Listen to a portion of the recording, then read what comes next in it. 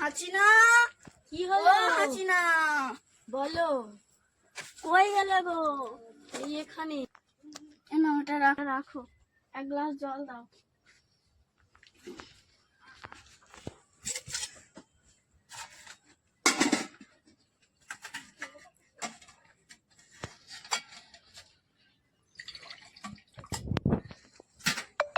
এই নাও।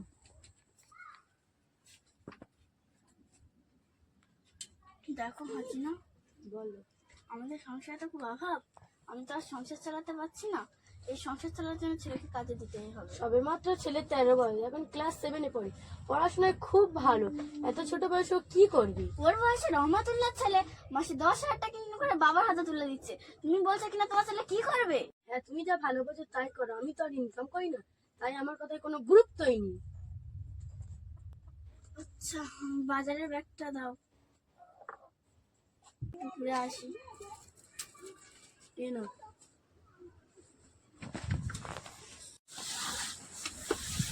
মা মা, আমার খিদে পেয়েছে, খেতে দাও। হাঁড়িতে ভাত আছে, বেটে গিয়ে খাও।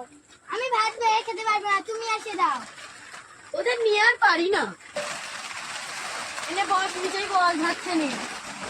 বাবা, তুই তো জানিস সংসারে খুব অভাব, কতগুলি মানুষের পেট চালাতে হয়, একবেলা খাওয়া হয়, আরেকবেলা ঠিক মতো খাওয়া হয় না।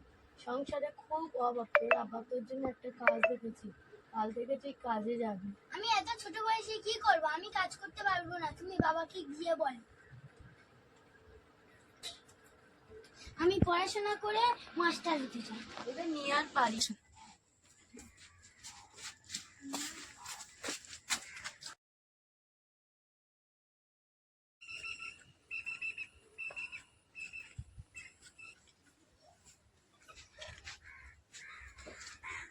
হাসিনা, ও হাসিনা, কই গেলে গো? তাড়াতাড়ি বাইরে এসে ব্যাগটা ধরো। আচ্ছা বাবা, আচ্ছা যাচ্ছি, দাঁড়াও একটু, দাও।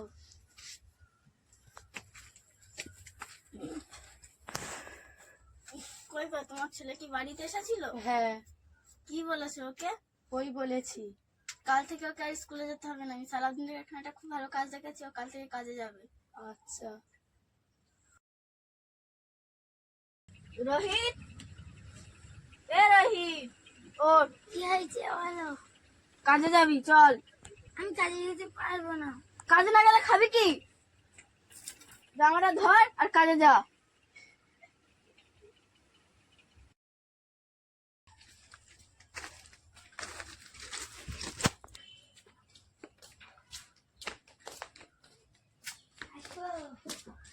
আসবো? হ্যাঁ আয় আয়, তোর বাবা কাল আমাকে বলে দিয়েছে। কি করবো? তুই কারখানার কারিগরদের হাতে হাতে কাজ কর, সুতোগুলো কেটে দে। তুই ওটা কাপড়গুলো নে, সুতোগুলো কাট। এই সুতোগুলো কাট।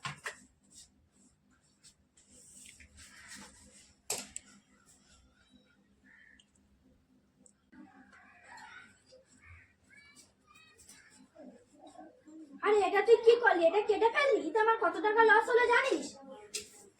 আর মারবেন না, এবারের মধ্যে ছেড়ে দিন, এবারের মধ্যে ছেড়ে দিন।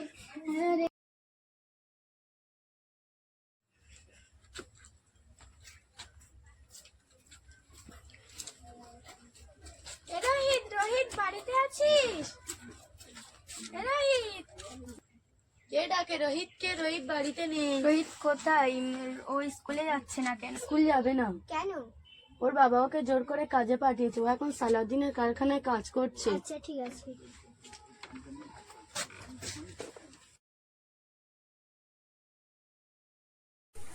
রোহিত এত ভালো স্টুডেন্ট, প্রত্যেক বছর আমাদের ক্লাসে রোহিত আসছে।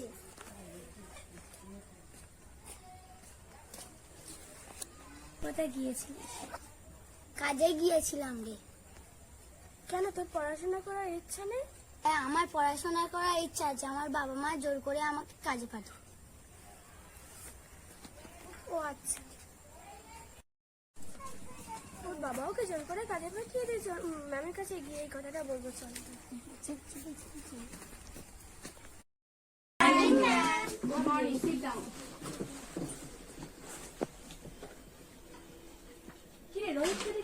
ও স্কুলে আসেনি কেন? আমরা ওদের বাড়িতে গিয়েছিলাম, ওর মা বললো রোহিতের বাবা ওকে জোর করে কাজে পাঠিয়ে দিয়েছে, তাই জন্য ও স্কুলে আসেনি।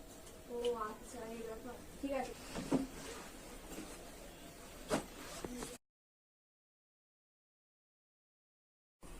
স্যার আসবো? আসবেন। বসুন। Good morning sir. স্যার বলছিলাম যে ক্লাস 7-এ পড়ে রোহিতকে আপনি চেনেন তো? হুম। ওর বাবা না ওকে জোর করে কাজে পাঠিয়েছে। হ্যাঁ সত্যি? হ্যাঁ সত্যি। তাহলে কি করা যায় বলুন তো? ভাবছিলাম যে কাল ওদের বাড়িতে আমরা যাব, গিয়ে ওর বাবাকে বলবো ওকে আবার পুনরায় স্কুলে ভর্তি করিয়ে দিতে। আচ্ছা ঠিক আছে।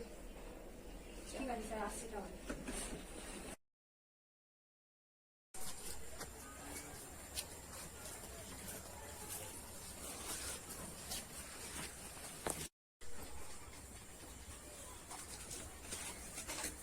বাড়িতে কেউ আছেন?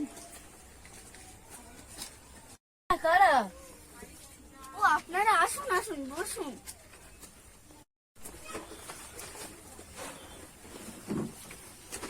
শুনলাম আপনারা নাকি রোহিতকে কাজে পাঠিয়েছেন।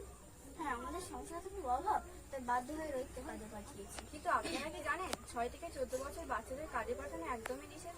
এই সমস্ত বাচ্চাদের জন্য ফ্রিতে বই খাতা, স্কুলের ড্রেস, মিড ডে মিল সমস্ত কিছু দেওয়া হচ্ছে এবং খরচের জন্য ঐক্যশ্রীও দেওয়া হচ্ছে। তাহলে কেন আপনারা কাজে পাঠিয়েছেন? আপনারা কি এটাও জানেন যে 6 থেকে 14 বছর শিশুদের কাজে পাঠালে আইনগত অপরাধ? যে কাজে পাঠাবে এবং যার কাছে কাজে যাবে দুজন সমান অপরাধী। এর জন্য জেলও জরিমানা হতে পারে। আপনারা যদি আমাদের কথা না শোনেন তাহলে আমরা প্রশাসনের ব্যবস্থা নিতে বাধ্য হব। হ্যাঁ ঠিক আছে, আমি আমার নিজের ভুলটা বুঝতে পেরেছি। কাল থেকে আবার রোহিতকে স্কুলে পাঠাবো।